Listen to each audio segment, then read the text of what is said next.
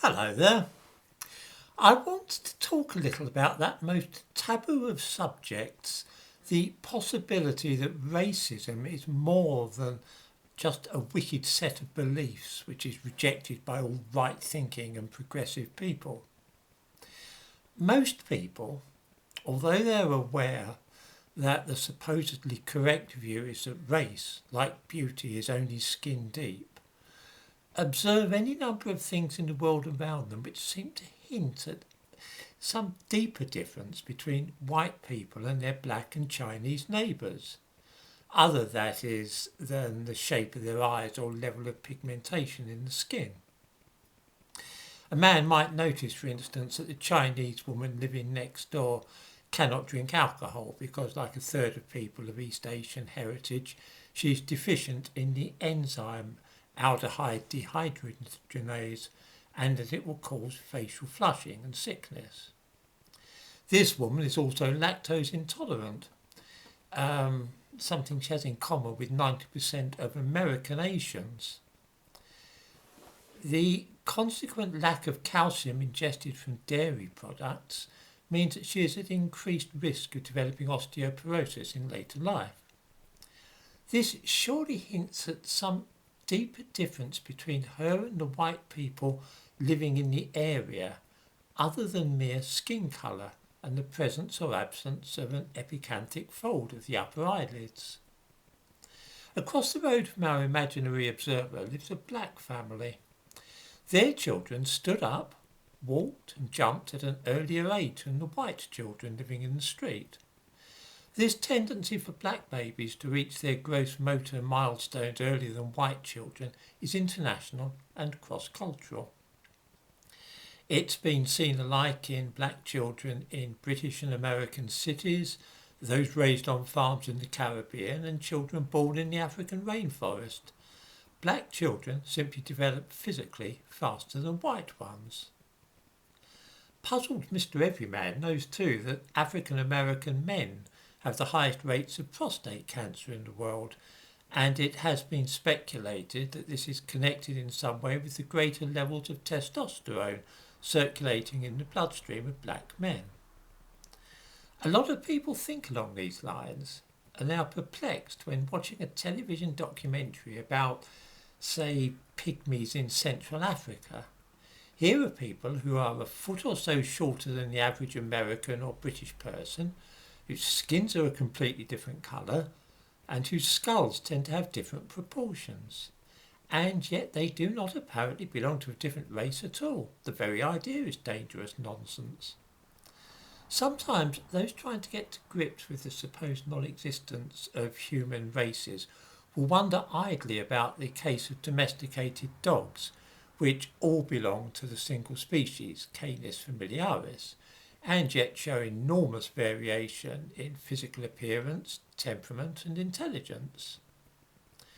All the arguments relating to mixed ancestry and jumbled genetic heritage, which are routinely trotted out when it seems necessary to demonstrate the non-existence of human races, could equally well be applied to pet dogs.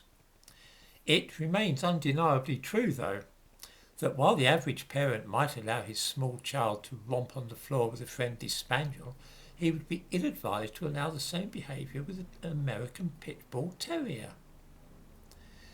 After all, although they comprise only 6% of the dogs in the United States, pit bulls are responsible for almost 70% of attacks on humans by dogs, and over half of dog-related deaths. Although you may not be aware of it, this comparison between the canine and human world has been subject to speculation since the 1950s. It might be at this point in our train of thought that most of us would start guiltily and realise with a shock that our musing had become racist. Comparing dog breeds with humans, indeed. For many people, it would be now that they closed down or self-censored their own thinking. For we are all very aware that this line of inquiry verges on the heretical in the modern world. The reason is that in some ways the Western world is ruled by an overarching and inflexible ideology one which permeates almost every aspect of life, including the field of scientific, social, political and philosophical inquiry. History teaches us that when ideology and science get mixed up, the outcome is seldom promising. One thinks of Nazi Germany, where Einstein's theory of relativity was rejected because it had been formulated by a Jew. Germans chose instead to stick to Dietetic physics with, that's German physics, by the way. This led, among other things, to weather forecasting being based upon the crackpot notion of world ice, which may have been thoroughly German, but relied upon the belief that the stars were really no more than chunks of ice. We remember too Soviet Russia in the days when it was ruled by Stalin. Genetics and the concept of natural selection were opposed because they didn't agree with Marxist ideology, which was the prevailing intellectual force at that time. This was a disaster for agriculture as it led to the mad theories of Lysenkoism, which, while ideologically pure and politically correct, were wholly unscientific and, among other things, rejected the very idea of genes. The Western world today is in the grip of precisely the same kind of irrational thinking as that seen in Russia and Germany in the early 1940s. The ruling doctrine today, not only in sociology, but also education, science and business, relates not to Aryan supremacy or dialectical materialism, but is rather represented as championing the supposed rights of ethnic minorities in the cause of equality and fairness. This puts those who ask questions about it in an invidious position, for few of us wish to be seen as opponents of fairness. We are irresistibly reminded of the campaign against abortion, the leaders of which hit upon the luminous idea of describing themselves as being pro-life, an expression first used many years earlier in quite a different context. This means by implication that anybody who might be in favour of allowing women the right to terminate a pregnancy must be either pro-death or anti-life.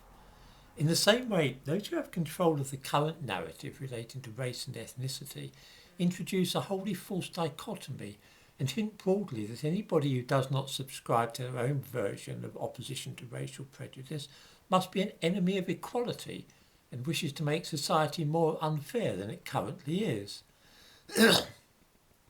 This is disastrous for free thought and honest inquiry, as those questioning the prevailing dogma are frequently accused of being in favour of segregation or apartheid. This unified and inflexible mainstream view on race and ethnicity has been dubbed the equalitarian dogma. It has, since the end of the Second World War, had a stifling effect upon any investigation into possibly innate differences between black and white people and those from East Asia. Essentially, the equalitarian dogma states that all people of every ethnicity are equally intelligent and have no inherent differences from each other in character and temperament other than those acquired through being raised in a particular country. This has been a brief introduction to a complicated subject, and I shall be talking more about it in subsequent videos.